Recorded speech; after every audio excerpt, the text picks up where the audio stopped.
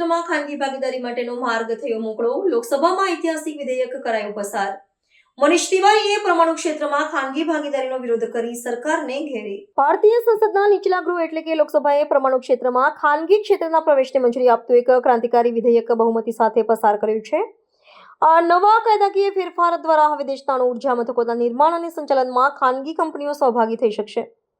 કેન્દ્રીય મંત્રી જીતેન્દ્ર સિંઘે આ વિધેયકને ભારતની વિકાસ યાત્રામાં એક સીમાચિહ્ન સમાન ગણાવ્યું હતું. તેમણે જણાવ્યું હતું કે વધતી જતી ઉર્જા જરૂરિયાતોને પહોંચી વળવા અને પર્યાવરણને અનુકૂળ વીજળીના ઉત્પાદન માટે આ એક દૂરંદેશી પગલું છે, જે આગામી સમયમાં દેશને ઉર્જા ક્ષેત્રે આત્મનિર્ભર બનાવશે. આ વિધેયક અંતર્ગત પરમાણુ ઉર્જા અધિનિયમમાં જરૂરી સુધારાઓ કરવામાં આવ્યા છે, જેથી અત્યાર સુધી માત્ર સરકારી માલિકી હેઠળ રહેલા આ સંવેદનશીલ ક્ષેત્રમાં હવે સંયુક્ત સાહસો અને ખાનગી મૂડીરોકાણની તકો ઊભી થશે. સરકારના મતે આ પગલાંથી અદ્યતન પરમાણુ તકનીકનો ઝડપી અમલ થશે અને પરમાણુ વીજ મથકોની સ્થાપનામાં લાગતો સમય અને ખર્ચ ઘટશે. આ સુધારાનો મુખ્ય ઉદ્દેશ્ય વર્ષ 2047 સુધીમાં વિકસિત ભારતના લક્ષ્યને પ્રાપ્ત કરવા માટે સ્વચ્છ અને અવિરત ઉર્જા સ્ત્રોતોના વ્યાપને વિસ્તારવાનો છે.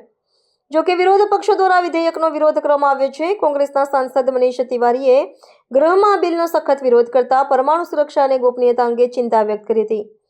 તેમણે દલીલ કરી હતી કે પરમાણુ જેવું વ્યૂહાત્મક અને જોખમી ક્ષેત્ર ખાનગી હાથોમાં સોંપવાથી રાષ્ટ્રીય સુરક્ષા અને જાહેર હિત સાથે ચેડા થઈ શકે છે.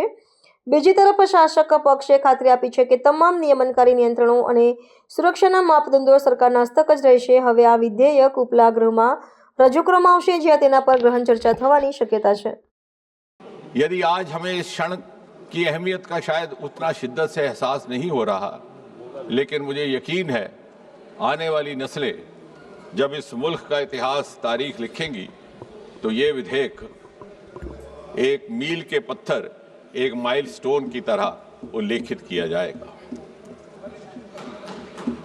एक ऐसा विधेयक अध्यक्ष महोदय जो कभी किसी ने उम्मीद ना की, कभी कल्पना ना की, कभी तवक्को ना थी, और ये इसलिए संभव हुआ that we have a Prime Minister Narendra Modi ji, who has the capacity to take out-of-box decisions and to break the taboos of the past.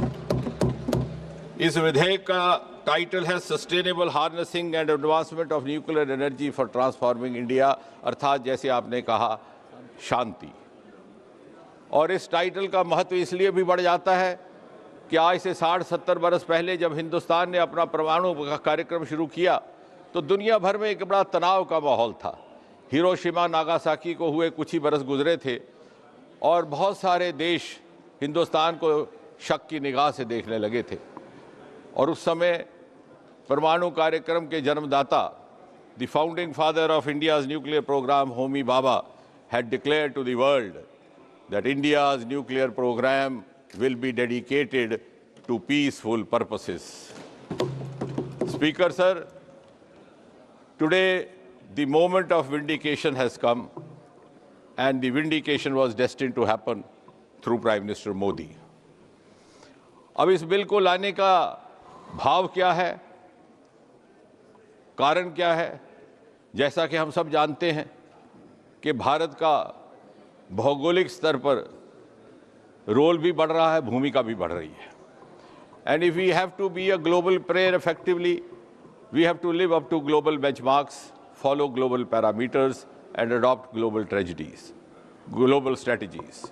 आज सारा विश्व क्लीन एनर्जी की जानिब बढ़ चुका है और हमने भी अपने लिए लक्ष्य निर्धारित किया है कि न्यूक्लियर एनर्जी 100 गीगावाट बाई 2047 जब हिंदुस्तान अपनी आज़ादी की 100वीं सालगिरह मनाएगा. माननीय प्रधानमंत्री जी ने पदभार संभालते ही कॉप मीटिंग में घोषणा की थी net zero by 2070. I rise to oppose the sustainable harnessing and advancement of nuclear energy for transforming India, alias the Shanti Bill 2025. This bill seeks to repeal two seminal legislations, Mr. Speaker, sir. The Atomic Energy Act of 1962 and the Civil Liability for Nuclear Damages Act 2010 and replace it with a new architecture.